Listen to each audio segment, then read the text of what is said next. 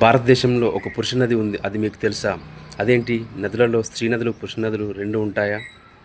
ఆ ముచ్చటేందో ఇప్పుడు మీకు చెప్తాను. సాధారణంగా నదులన్నిటికీ స్త్రీల పేర్లే ఉంటాయి.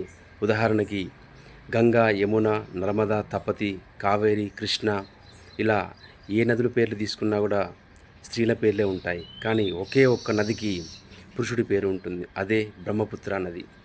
బ్రహ్మ యొక్క అంశ నుండి పుట్టింది కాబట్టి దాన్ని బ్రహ్మపుత్ర నది అంటారని పౌరాణికుల నమ్మకం. ఇంకో వ్యత్యాసం కూడా మనం మిగతా నదులకి బ్రహ్మపుత్ర నదికి గమనించవచ్చు. ఏంటంటే బ్రహ్మపుత్ర నదిలో సముద్రంలో లాగా అలలు ఉవ్వెత్తున ఎగిసిపడుతూ ఉంటాయి. అలాగే ఉధృతంగా ప్రవహిస్తూ ఉంటుంది.